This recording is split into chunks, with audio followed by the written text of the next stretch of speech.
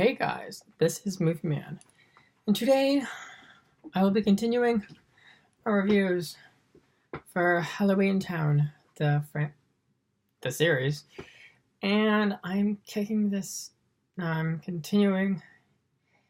This one's going to be a hard one, but I have to do it. This is Halloweentown 2. Okay, Halloweentown 2. It's not my favorite of the franchise. It has first off, it's way too long. Secondly, I did not find it entertaining. I found it very boring, actually. A lot of people enjoy this one. I'm one of the very few who's just not a fan of it. I thought it was very bland. Didn't really feel like Halloweentown. It felt very gloomy. I get they were going for a dark tone, but it just didn't go well. And this is going to be painful. So bear with me. This is Halloweentown 2, Calabar's Revenge. So we start off the movie with Marty Piper at a party. And the opening's actually quite good. It has an opening narration and things are going well. There's a party, and then as we know, that Iggy is now staying with them, Debbie Reynolds, and she has her own room that can appear and disappear, which is actually really cool. The opening stuff I like. Then we get to the party, and then there's two new characters added. Cal. Yep.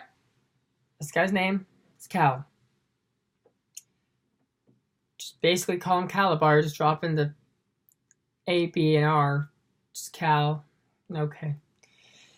And he has a thing for Marnie, and he brings her upstairs to her grandma's room, and she shows him around, and he steals her spell book. And then they are going to go to Halloweentown for a few hours, herself and Iggy. And it's just, they go to the portal, and they get to Halloweentown, and it's all gray.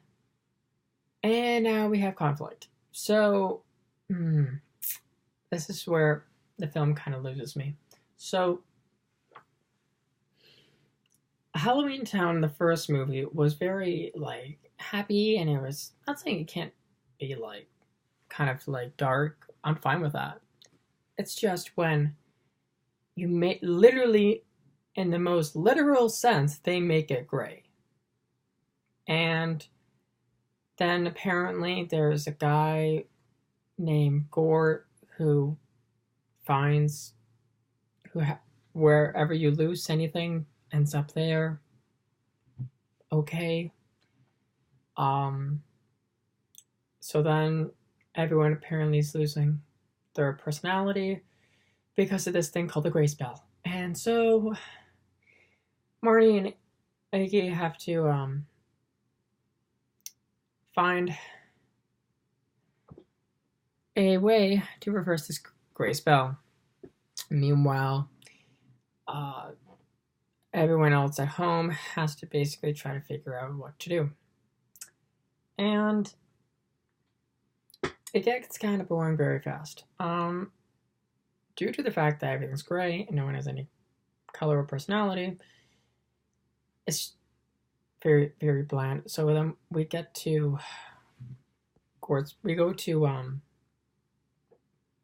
grandmother's house, and we can't find her spellbook. She said she made a duplicate, only 2 copies. So then she said, "Oh, there's a guy named Gore, and anything that ends up lost goes to his place." So they get there, and his place is changed because of this gray spell. So he only has cooking books and a very few amount of books compared to when he had a massive pile of a mess before Halloween changed. So they try to think of spells, And to be honest, this is incredibly boring. I just, it just, they just go from scene to scene, and it's just, there's no life put into the scene. There's no sense of danger or any sense of suspense. It just transitions from scene to scene, which is really, whenever I watch a movie, the one thing I can't stand is being bored. So then they think of spells. Then the grandmother's colors just disappear. So Marty Piper has to then try to figure out how to reverse this horrible gray spell, and we get the worst antagonist in this film in the entire franchise. And I've said it early in the video, it's Cal. He's not terrifying, he's not menacing, he's not interesting in the slightest. He's a douchey guy with a leather jacket who just says things and tries to make them intimidating, which just comes off really, really, really bad delivery.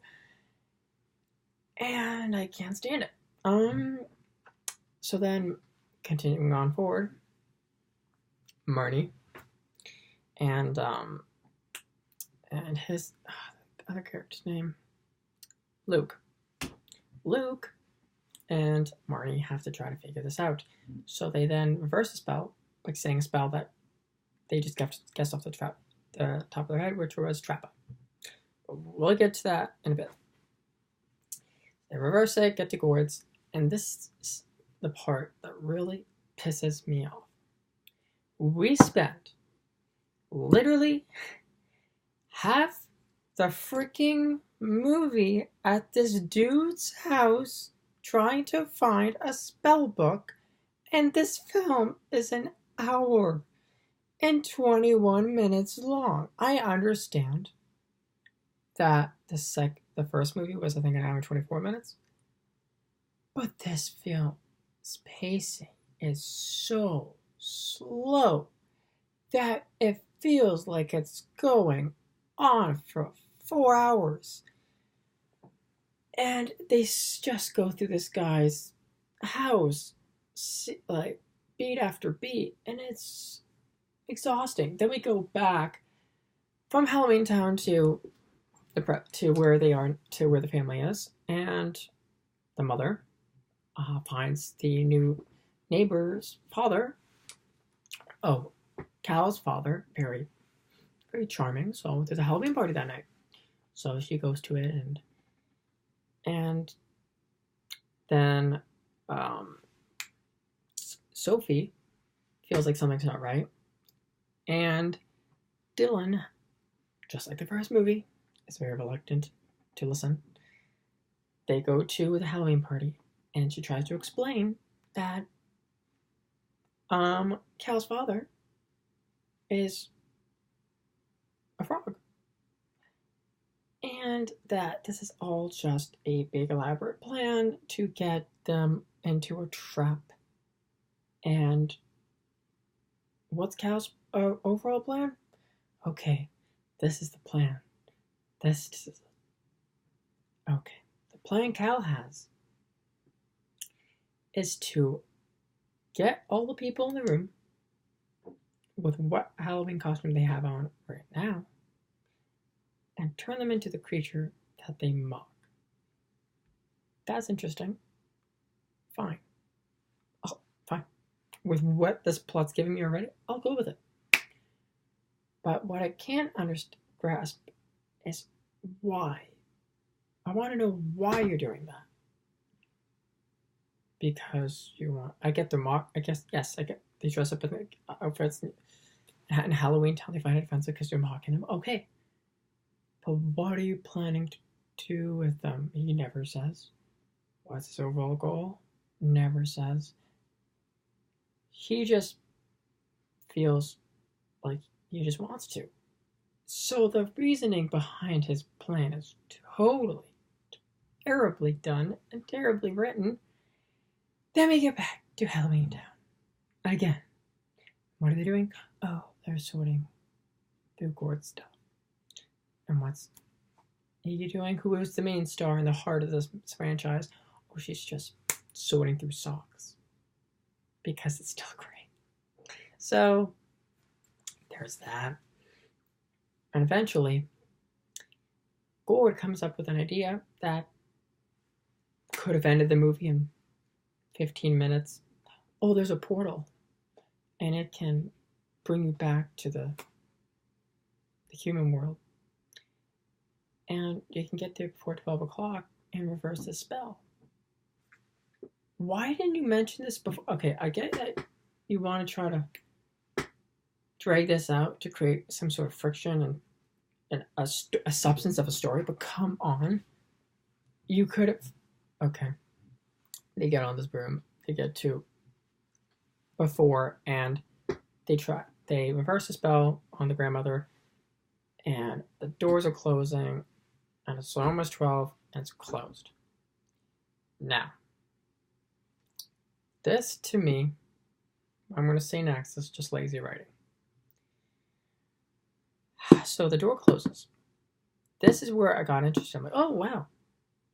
It closed on her. How is she going to get back? And this is terrible. Is a great example of recycling the same ending of the first movie just because you're too lazy enough to think of a creative ending for the sequel. So you just rehash the same substance from the first movie, which was what? Oh, the family holds hands and they use their powers to try to defeat the bad guy. What happens? Marnie is in Halloweentown now forever, and she can't get out. She's sad. She's crying. And, oh wait, the power of family can bring us together.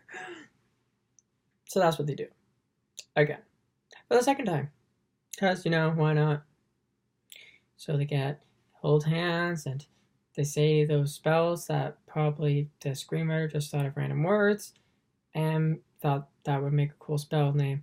So they do that, and the doors open, and they come back, and Cal's now standing down there and with a cloak, and gives such cheesy acting, that man, and terrible delivery. And on top of it,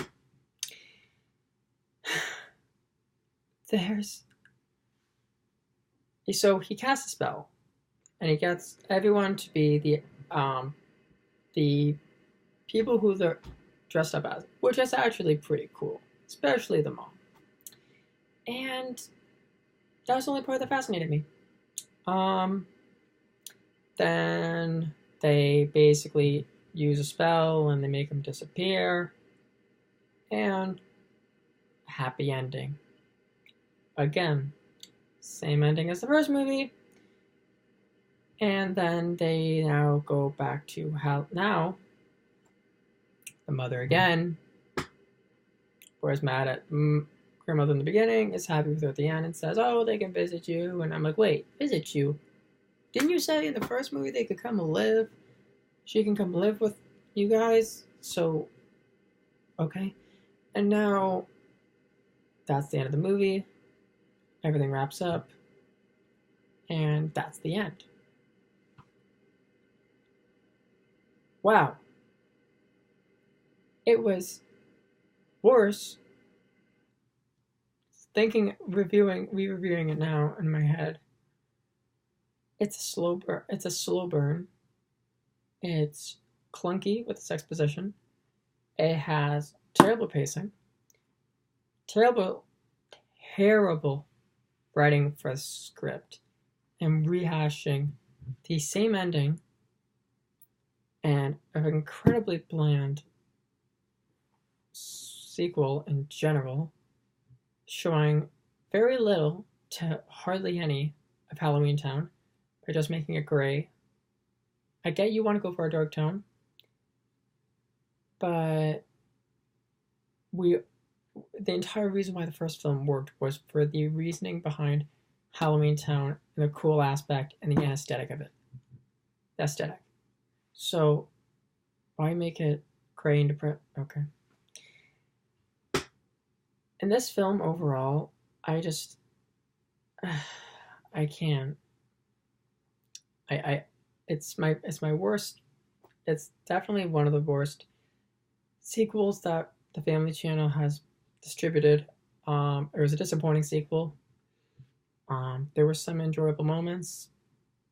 Very, very, very few enjoyable moments, but there were few. The beginning, it was literally the best part of the film, and then when it gets to Halloweentown, it just goes down. Which is sad because it was the best part of the first movie. I gave this film a 2.8 out of 10. It's not a good movie.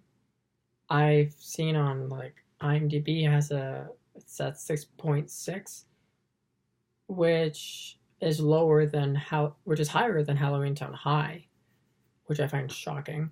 Because I find that film a lot superior than the second one, but hey, it's all a matter of opinion, and that's what all reviews are.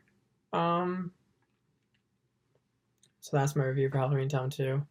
Sorry if this review felt very unenergetic, as I had a very hard time trying to piece this one together, as it's not my favorite one of the franchise, and it's incredibly hard to talk about, as I tried to avoid it at all costs because it's a terrible sequel and it's a terrible follow-up to a fantastic movie. That is Halloweentown 2, Calabar's Revenge, literally using the same villain, but only his son in the sequel. So it's just lazy. So that is my review on Halloweentown 2.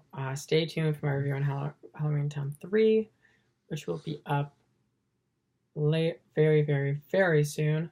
So stay tuned for that on Halloweentown High, and then I'll be finishing it with Return to Halloweentown. And I'll be doing a big discussion on the fourth one because there was massive things I need to discuss in that about that movie. Halloweentown High is such a good movie, and I can't wait to discuss with you guys why I love that movie so much and why I think it's very, very underrated as an entry in the series and as a whole as a movie. So that is my review for Halloweentown 2. Don't forget to like and subscribe, and I hope you guys enjoyed this review as much as I did making and discussing it. Until I see you guys again, this is Movie Man, signing off.